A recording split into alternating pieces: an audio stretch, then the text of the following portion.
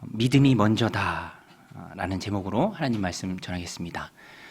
믿음이 행위보다 먼저입니다. 로마서가 그것을 우리에게 잘 알려주죠. 신앙에 있어서 가장 중요한 것은 그 근간을 이루는 뿌리예요. 보면은 세상에서도 이 뿌리가 참 중요한 것을 봅니다. 기초가 중요하죠?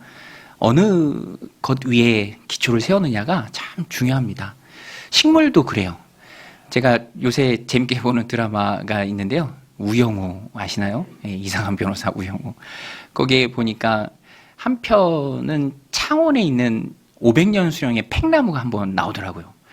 되게 영상으로만 봐도 멋있더라고요. 많은 사람들이 그 드라마의 인기를 따라서 또 하루에도 수천 명씩 거기를 가본다고 해요. 근데 기사에 보니까 많은 사람들이 그렇게 방문해서 나무의 뿌리가 좀 위태롭다 이런 기사도 읽은 일이 있습니다. 나무가 뿌리가 중요하잖아요. 뿌리로부터 영양분을 흡수하고 그래서 힘있게 자라야 하는데 뭐 하루에 수천 명씩 밟고 가니까 수령도 500년이나 됐는데 이제 좀 위험하다라는 거죠. 우리 신앙도 마찬가지입니다. 뿌리가 튼튼하면 그 삶이 견고해요. 흔들리지 않습니다. 주님이 말씀해 주신 것처럼 반석 위에 지은 집은 무너지지 않죠. 비가 나고 홍수가 나도 떠내려가지 않습니다. 기초가 튼튼하니까. 잠실에 있는 큰 건물도요, 뭐 500m가 넘잖아요. 그래도 흔들리지 않는 이유는 보이지 않는 지하 깊숙이 안반에 고정이 되어 있다고 해요. 그러니까 흔들리지 않는 거죠. 굳건한 안박에 아주 견고하게 고정이 되어 있으니까. 여러분, 우리 믿음, 신앙 똑같습니다. 기초가 흔들리지 말아야 돼요. 뿌리가 튼튼해야 합니다. 그래서 믿음과 신앙에서 나오는 그 삶도 흔들리지 않고 견고하게 세워질 수 있는 거예요. 그러면 우리 믿음과 신앙의 뿌리는 무엇일까요, 여러분? 우리 신앙의 근간은 무엇입니까? 우리 믿음의 뿌리, 그것이 무엇이죠? 그게 바로 구원관이에요. 구원관. 내가 어떻게 구원받는지, 내가 어떻게 하나님의 자녀가 되는지, 그게 확실해야 돼요. 아무리 강조하고 강조해도 지나치지 않는 것이 바로 그래서 구원의 확신입니다. 그게 기초예요. 기초가 쌓여있지 않다면 그 위에 무엇을 쌓는다 할지라도 위험이 닥치고 어려움이 닥치면 날아가 버리는 거예요. 휘발돼 버리는 거예요. 무너지고 쓰러집니다. 그래서 그 구원관이 튼실해야 됩니다. 믿음의 뿌리가 튼튼해야 돼요. 그래서 로마서의 복음이 우리에게 있어서 가장 큰 축복으로 다가옵니다. 왜냐하면 로마서는 구원의 뿌리를 아주 단단하게 세워줘요. 우리 지난주까지 살펴봤던 로마서 3장이 어떻게 구원받느냐? 어떻게 의롭게 되느냐? 그것은 믿음이다. 믿음으로 의롭게 된다. 율법으로는 죄를 깨닫는 것이지 죄를 없이 할 수 없다.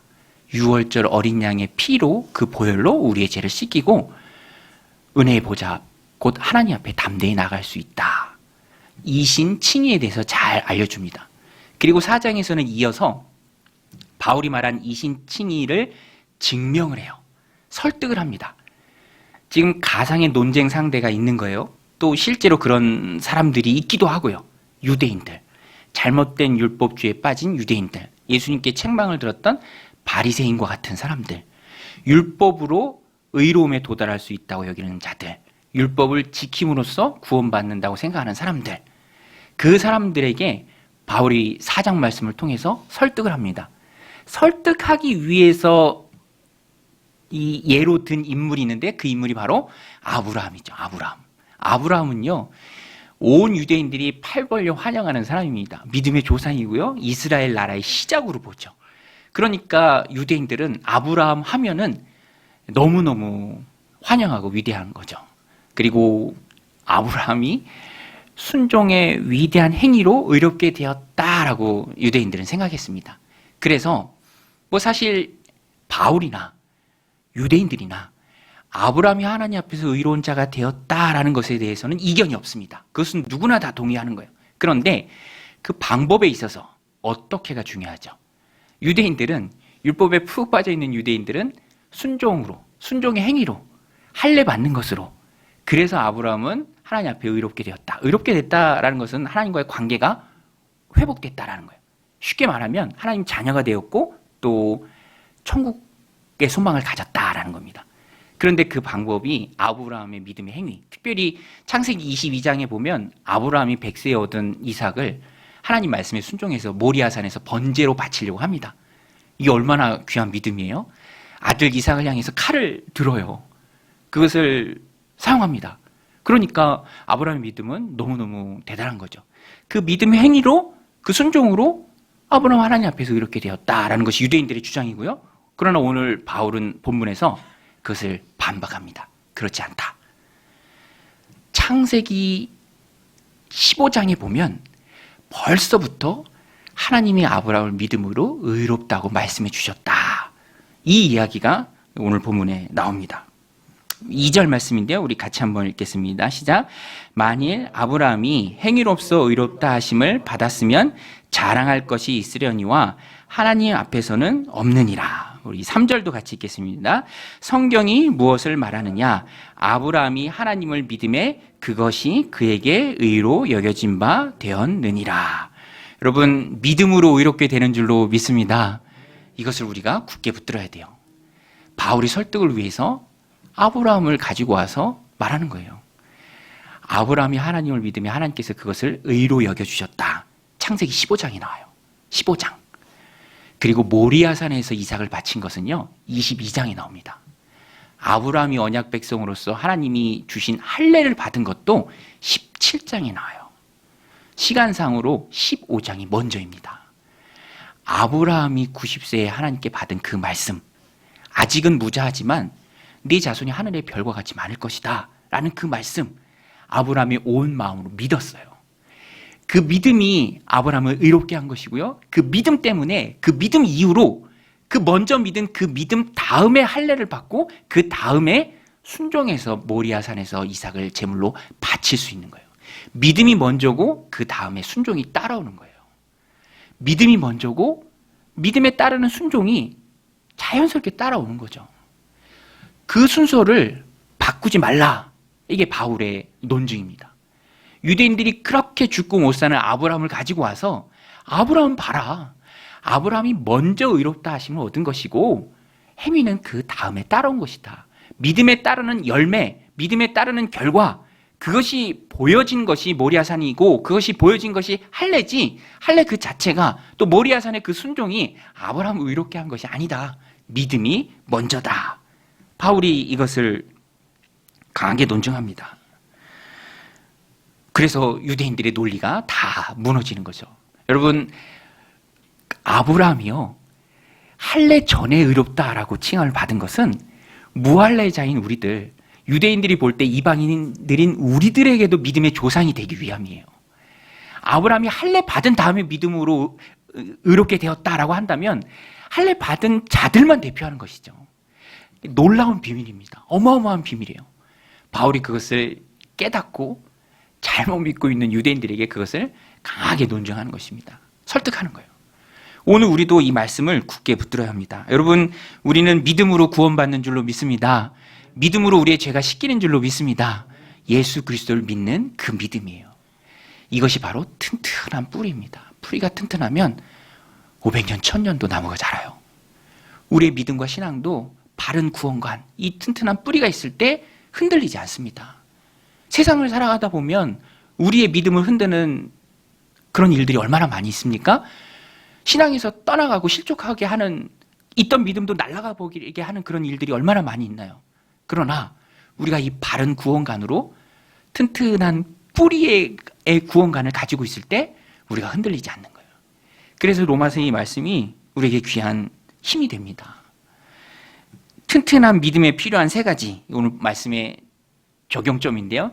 튼튼한 믿음에 필요한 세 가지가 있습니다. 우리 하나씩 살펴보겠습니다. 첫 번째는 자녀의식을 가지라예요. 자녀의식. 우리 한번 따라서 해보겠습니다. 나는 하나님 자녀다. 여러분, 저 여러분 하나님의 자녀인 줄로 믿습니다. 우리 하나님의 자녀입니다. 영접하는 자, 곧 그 이름을 믿는 자들에게는 하나님의 자녀가 되는 특권을 주셨으니 우리 하나님의 자녀예요. 우리 아까 찬양했던 것처럼 사랑하는 나의 아버지입니다. 하나님과 우리의 관계 속에서 구원관을 이해해야 돼요. 우리가 하나님 나라 갈 수 있는 이유는 율법을 지키는 자격이 아니에요. 그 자격으로는 의로움에 도달할 수가 없습니다. 완벽한 하나님 나라에 완벽해야 가는데 어떻게 완벽할 수 있나요? 지난주에 말씀드렸죠? 완벽할 수 없습니다. 누구도 완벽할 수 없어요.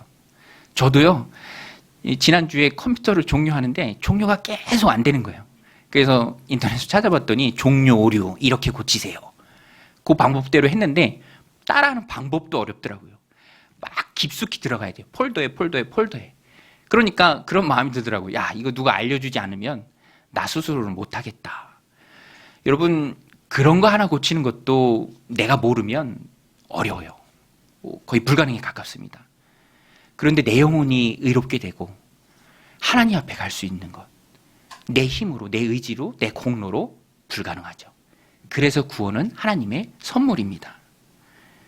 자격이 없지만 하나님의 선물이죠. 우리 4절 같이 읽겠습니다. 시작. 일하는 자에게는 그 삭시 은혜로 여겨지지 아니하고 보수로 여겨지거니와. 바울이 이 개념을 설명하기 위해서 품꾼의 예를 듭니다. 일하는 자는 품꾼이죠. 품꾼은 품삯을 받습니다. 열심히 일하고 받은 품삯은 정당한 대가예요. 그러나 우리 그리스도인들은 일하고 품삯을 받는 품꾼이 아니라, 즉 종이나 노예가 아니라 하나님의 자녀인 줄로 믿습니다. 우리가 이 믿음을 가져야 돼요. 자녀는요, 하나님 앞에 담대해요. 당당해요. 어린 자녀들이요, 전에 한번 어린 자녀를 둔 어떤 집사님이 저한테 그러더라고요. 아, 목사님, EBS가요 교육방송이 아니에요. EBS 광고 사이에 그렇게 장난감 광고가 많이 나오거든요. 애들이 보는 대로 다 사달라고 한다는 거예요. 그렇다고 사주는 나는 누구인가? 아버지이고, 사달라고 떼쓰는 아이는 자녀고. 자녀는요, 당당하죠. 종은 반대 개념입니다. 종은 늘 불안해요. 왜 불안합니까? 고용주가 있기 때문에 잘하고 인정을 받고 쓰임을 받고 있는 동안에만 내 지위가 유지된다라는 태생적인 불안함이 그 안에 깔려 있습니다. 그게 바로 종이에요. 지금은 잘하고 지금 칭찬받고 지금 인정받지만 어떤 일이 계기가 되어서 또 그 지위가 보장되지 않을 수도 있다라는 그 불안한 마음이 늘 있죠. 자녀는 완전히 반대입니다. 잘하건 못하건 늘 부모 앞에서 당당하죠. 그게 바로 자녀입니다. 그런데 우리가 하나님의 자녀예요. 여러분, 우리는 품꾼이 아니라 하나님의 자녀인 줄로 믿습니다. 이 믿음을 가지고 있어야, 이 사실을 굳게 붙들어야 흔들리지 않고요, 언제든 자녀의 신분을 하나님 앞에 나올 수 있는 거예요. 못해서 책망받고 못해서 떨어지고 못해서 기준에 미달되는 것이 아니라 잘하든 못하든 신분이에요. 신분. 우리는 하나님의 자녀라는 그 신분으로 하나님 앞에 의롭게 된 것입니다. 그래서 안타까운 것은 자녀임에도 종의 영향을 받아서 늘 불안해하는 것. 바울도 로마서 8장에서 이것을 말합니다. 같이 읽겠습니다. 시작. 너희는 다시 무서워하는 종의 영을 받지 아니하고 양자의 영을 받았으므로 우리가 아빠, 아버지라고 부르짖느니라. 우리는 늘 이 마음을 마음에 새겨야 합니다. 그래야 흔들리지 않아요. 여러분, 자녀는 흔들리지 않습니다. 품꾼은 불안해하고 고용된 사람은 늘 염려할지라도 자녀는 흔들리지 않아요. 그 신분은 취소될 수 없는 거예요. 우리가 아버지 하나님이라 부르기에, 아버지 집이기에 자녀의 신분으로 아버지 집에 가는 것이죠. 자녀의 신분으로 이 땅을 살아가는 것입니다. 그래서 자녀의식이 확고한 사람은 흔들리지 않아요. 다 믿음으로 받습니다. 흔들리지 않아요. 저희 집에 목장을 하는데 어느 때에는 이제 외국인 노동자분이 늘 계셨어요. 그래서 어떤 때는 아주 살가운 분이 계셨어요. 우즈벡 분이셨는데 이름이 산초였습니다. 산초. 저희 아버지 이제 살아계실 때 저희 아버지도 너무너무 좋아하고 살갑고 저한테 형이라고 부르고요. 저희 어머니한테는 엄마라고 불렀어요. 엄마 그러더라고요. 제가 있어도. 그래도 진짜 아들은 저죠. 아니, 쟤는 왜 지네 엄마도 아닌데 엄마라고 부르나라고 생각해 본 적은 한 번도 없습니다. 왜냐하면 진짜 아들은 나니까. 그렇죠. 그런 겁니다. 세상을 살아가다 보면 어려운 일도 있고 힘든 일도 있고 고난과 염려가 많은 일들도 분명히 있습니다. 그럼에도 불구하고 내 구원이 확실한 확신 가운데 있다면, 또 내가 자녀라는 그런 신분을 잊지 않고 기억하고 있다면 우리는 흔들리지 않을 줄로 믿습니다. 자녀의 신분으로 흔들리지 않는 믿음의 백성들이 다 되시길 바랍니다. 또 한 가지 중요한 것은, 튼튼한 믿음에 필요한 건, 뿌리가 튼튼한 믿음에 필요한 것은 용서를 체험하는 거예요. 우리 한번 따라서 해보겠습니다. 용서를 체험하라. 여러분, 용서를 어떻게 체험할 수 있습니까? 어떻게 용서받을 수 있죠? 회개할 때. 회개는요, 회심의 의미가 있습니다. 가던 길을 돌아서는 거예요. 세상을 향해 나아가다가 돌아서고 아버지 대신 하나님께로 돌아오는 거죠. 탕자가 아버지께로 돌아왔던 것처럼 구원받고 하나님의 자녀가 되는 그 중심에 회개가 있어요. 오늘 본문에 보면 아브라함도 인용을 바울이 많이 하지만 다윗도 인용을 합니다. 다윗은 죄 용서받은 예로 인용을 해요. 허물의 사함을 받은 자가 얼마나 복이 있느냐. 여러분, 복 중의 복은 죄 용서받는 복인 줄로 믿습니다. 죄 용서받는 복이 가장 귀한 복이죠. 다윗이 하나님 마음에 합한 사람이었지만 그도 연약하여 범죄합니다. 우리 아내 밧세바를 강제로 취하죠. 들킬 것 같으니 덮으려고 계략을 썼지만 자기 뜻대로 안 되니 한 걸음 더 나가서 더 큰 악을 저지릅니다. 살인 교사까지 하죠. 우리아의 손에 우리아를 죽이라는 편지를 들려보냅니다. 잔인하죠. 그러고도 몰라요. 나단 선지자가 나중에 찾아와서 책망을 하고 깨닫고, 그때 다윗이 위대한 점은 왕이라 변명하지 않고 발뺌하지 않고 그대로 인정을 하고 회개합니다. 엎드려요. 그리고 그것을 시편으로 남겨요. 시편으로 남깁니다. 그게 51편이에요. 표제어에 보면 그때 상황 그대로 해서 다 남깁니다. 그리고 시편 51편이 회개의 시고요. 시편 32편이 시편 51편의 후속작인데, 죄사함 받은 자의 축복, 그 기쁨, 자기의 죄가 사함 받았으니, 물론 죄에 대한 책임은 다윗이 다 져야 했습니다. 그러나 그럼에도 불구하고 하나님 앞에 용서받았다는 그 심중의 감격과 기쁨이 너무 기쁜 거예요. 그래서 그것을 시편 32편으로 남기고요. 오늘 바울이 그것을 인용합니다. 6절에서 8절 말씀인데요. 우리 같이 한번 읽겠습니다. 일한 것이 없이 하나님께 의로 여기심을 받는 사람의 복에 대하여 다윗이 말한 바, 불법이 사함을 받고 죄가 가려짐을 받은 사람들은 복이 있고 주께서 그 죄를 인정하지 아니하실 사람은 복이 있도다. 이게 바로 그리스도인들의 축복이에요. 죄값을 예수님이 대신 치러주셨죠. 예수님이 십자가에 달리셨습니다. 하나님이 아들을 십자가에 내주셨어요. 나를 위해서. 그리고 우리의 죄가 씻기고 그리스도의 의가 우리에게 전가되었습니다. 내가 예수 그리스도의 피를 의지해서 하나님 앞에 의롭다 여기심을 받아요. 죄가 용서된 거예요. 얼마나 큰 축복입니까? 사죄의 축복이죠. 회개는, 저는 그렇게 정의하고 싶습니다. 회개는 인생의 샤워다. 여름에 땀이 찔찔 나고 급급하고 힘들 때, 힘들게 일하고 땀에 쩔었을 때, 그것을 씻어낼 때 얼마나 기분이 상쾌한가요? 회개가 그래요. 회개는 두 종류로 볼 수 있습니다. 첫 번째는 주님을 만나는 거예요. 인격적으로 만나는 거죠. 회심입니다. 마음을 돌이키는 거예요. 죽었던 영이 살아나는 거예요. 하나님의 자녀가 되는 거예요. 마귀의 자녀였다가. 일생일 때 한 번은 꼭 겪어야 할 중요한 회개입니다. 저도요, 중학교 2학년 때, 그때 주님을 만나는 체험이 너무 감격스러워서 아직도 눈만 감으면 그때가 생생해요. 붙여놨던 현수막, 그때의 분위기, 나눴던 대화들 너무너무 생생해요. 그때 회개할 때 그 중심에는 내 죄를 보게 됐습니다. 제 안에 죄가 있더라고요. 미움으로 얼룩진 죄들. 그런데 그 죄를 용서해 주신 주님의 은혜가 얼마나 귀한가 깨닫게 됩니다. 또 회개는요, 또 한 가지 의미가 성화의 의미가 있습니다. 목욕을 하고 씻는 것처럼 그 죄를 씻는 거죠. 그래서 예수님을 닮아가는 의미가 있습니다. 두 개가 다 중요해요. 우리 요한일서 1장 9절 말씀인데요. 같이 한번 읽겠습니다. 시작. 만일 우리가 우리 죄를 자백하면 그는 미쁘시고 의로사 우리 죄를 사하시며 우리를 모든 불의에서 깨끗하게 하실 것이요. 이 말씀을 뜯어보면 두 가지예요. 우리의 죄를 용서해 주시는 것, 또 한 가지 그 죄를 이겨낼 수 있는 힘을 주는 것. 그게 다 회개에 걸려 있어요. 여러분, 우리가 회개하면 주님은 우리의 죄를 용서해 주실 줄로 믿습니다. 내 죄를 기억하지 않으세요? 하나님의 말씀이 그렇다면 그런 줄 알고 믿는 믿음이 100점짜리 믿음입니다. 성경은 분명히 말합니다. 내 죄를 기억하지 않으신다. 도말하신다. 잊으신다. 그래서 우리는 튼튼한 뿌리의 믿음을 갖기 위해서는 즐거이 하나님 앞에 회개로 나아가야 돼요.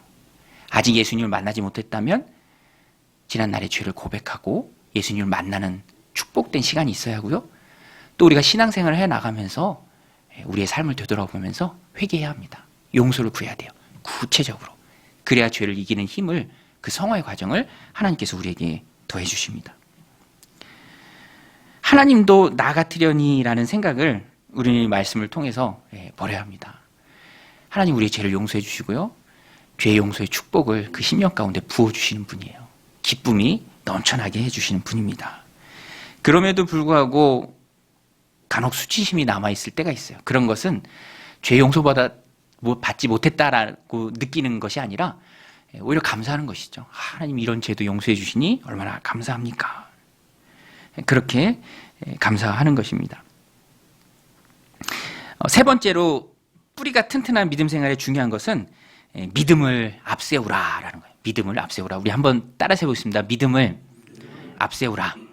여러분, 우리가 하나님 앞에 나아갈 때 항상 믿음으로 나아가고요. 또 믿음을 앞세우고 나아가고요. 또 믿음을 가지고 나아가야 합니다. 하나님은 믿음으로 나오는 자를 기뻐하세요. 히브리서 말씀처럼. 오늘 본문에도 보면 아브라함이 하나님을 믿음에 그 믿음을 의로 여겨주셨다라고, 믿음을 통해서 아브라함을 의롭게 여겨주셨다고 했는데, 그래서 우리도 하나님 앞에 믿음을 구해야죠. 하나님 믿음 주옵소서. 믿음도 하나님이 주시는 것이니까. 오늘 아브라함이 받은 믿음을 보십시오. 얼마나 귀합니까? 17절 같이 한번 읽겠습니다. 시작. 기록된 바 내가 너를 많은 민족의 조상으로 세웠다 하신과 같으니 그가 믿은 바 하나님은 죽은 자를 살리시며 없는 것을 있는 것으로 부르시는 이시니라. 할렐루야. 아브라함이 믿은 바 하나님은 어떤 분이셨습니까? 그가 믿은 바 하나님은 죽은 자를 살리시며 없는 것을 있는 것으로 부르시는 이시니라. 우리도 하나님을 믿을 때 이렇게 믿어야 합니다. 하나님께는 불가능이 없다. 모든 것이 가능하다. 여러분, 하나님께는 불가능이 없는 줄로 믿습니다. 하나님께는 불가능이 없으시죠.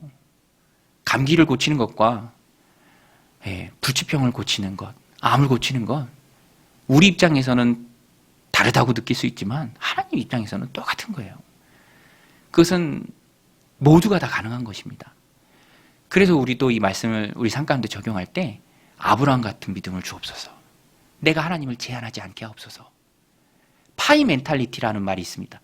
우리 식으로 따지면 피자죠. 피자가 8조각이니 8명 있으면 한 조각씩밖에 못 먹는다. 거기서 다툼과 분쟁이 생기는 거예요. 그래 내 믿음의 사람은 하나님이 개입하심을 인정해요. 열어놓습니다. 어떤 방법으로든 하나님 내 삶에 개입해서 주신다. 아브라함이 가졌던 믿음이에요. 하나님께는 불가능이 없다. 그래서 자기의 나이가 90이고 아내가 80이고 또 자기의 나이가 100세고 아내가 90대 때도 꼬꼬 할아버지 꼬꼬 할머니 아닙니까? 그래도 하나님의 약속을 믿었습니다. 오늘 본문에 보면 17절 이후로 22절까지 다 아브라함이 가졌던 믿음인데요. 그 믿음을 구체적으로 바울이 묘사합니다. 18절에 보면 아브라함의 믿음을 뭐라고 묘사합니까? 바랄 수 없는 중에 바라고 믿었더니. 아니 100세인데 어떻게 가능하겠습니까? 90세인데 어떻게 가능하겠어요? 바랄 수 없는 중이죠.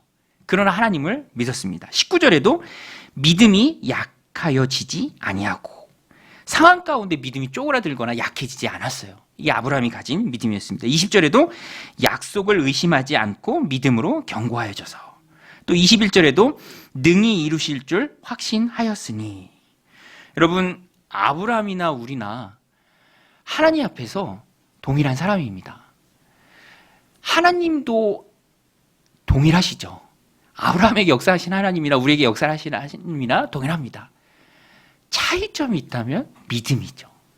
그래서 오늘 우리도 하나님 앞에 아브라함과 같은 믿음을 주옵소서, 믿음으로 나아가게 하시고 하나님을 제한하지 않게 하옵소서라고 기도해야 합니다. 우리의 부족함을 바라보는 것이 아니라 하나님의 전능하심을 바라봐야 합니다. 수요일마다 창세기 말씀 나누고 있는데요. 요셉이 당일에 죄수였다가 바로 애굽의 2인자가 되죠. 총리가 되죠. 하나님이 그 이면에 역사하셨습니다. 파라오의 마음도 하나님이 움직여 주세요. 하나님께는 불가능함이 없으세요. 모든 상황, 모든 형편, 또 모든 사람들의 마음을 다 주장하시는 분이 하나님이시고 그들을 합력해서 하나님의 뜻을 이뤄내시는 분이 하나님이십니다. 그러니까 우리는 범사의 하나님을 인정해야 돼요. 잠언 말씀처럼 범사의 하나님을 인정하라. 그리하면 그가 너의 길을 지도하시리라. 여러분, 범사의 하나님의 능력을 인정하는 저 여러분들이 다 되시길 바랍니다. 그것이 튼튼한 믿음의 뿌리입니다. 마가복음 5장에 보면 혈루증 앓는 여인이 나오는데요. 그 여인이 상황으로 보면 너무너무 힘들지만 하나님을 굳게, 예수님을 굳게 믿었죠. 그래서 예수님 옷자락에 손만 대도 내가 나을 것이다 라고 믿었고요. 손 대는 즉시 나았습니다. 그런데 그 여인을 묘사하는 그 성경 구절을 보면 소망이 없는 상태예요. 여러 의사에게 괴로움을 받았고 또 돈은 다 썼고 나아졌으면 좋겠죠. 나아지는 거는커녕 현상 유지만 해도 좋을 텐데 더 어려워졌습니다. 그래도 그녀가 갖고 있었던 생각은 그래도 무리를 해치고 지나가서 예수님 옷자락에 손만 닿으면 나을 것이다. 그 믿음이 있었어요. 그 믿음을 가지고 주님 앞에 나갔을 때 주님께서 그 믿음이 이루어지게 하셨죠. 오늘 우리도 하나님 앞에 나아갈 때, 하나님 주신 삶을 살아갈 때 이러한 믿음이 있어야 합니다. 히브리서 11장 6절 말씀입니다. 같이 읽겠습니다. 믿음이 없이는 하나님을 기쁘시게 하지 못하나니 하나님께 나아가는 자는 반드시 그가 계신 것과 또한 그가 자기를 찾는 자들에게 상 주시는 이심을 믿어야 할지니라. 할렐루야. 여러분, 믿음으로 하나님 앞에 나아갑시다. 믿음 가지고 하나님 앞에 나아가는 저 여러분들이 다 되시길 바랍니다. 저도 교회를 세워가면서 그 부분에 있어서는 타협할 수가 없어요. 믿음으로 하나님 앞에 나아가야 한다. 하나님은 믿음을 통해 역사하시니 구원받는 것도 믿음이고요. 구원받은 이후에 삶을 살아가는 것도 믿음입니다. 그래서 우리 하나님 앞에 아브라함 같은 믿음 주시기를, 환경은 열악해도 줄어들지 않는 믿음, 바랄 수 없는 중에도 바랄 수 있는 믿음, 하나님께는 불가능이 없다, 100% 가능하신 분이 하나님이시다, 모든 일이 다 가능하신 분이 하나님이시다 라는 그 믿음 가지고 승리하는 이 한 주가 되시기를 주님의 이름으로 간절히 축원드립니다.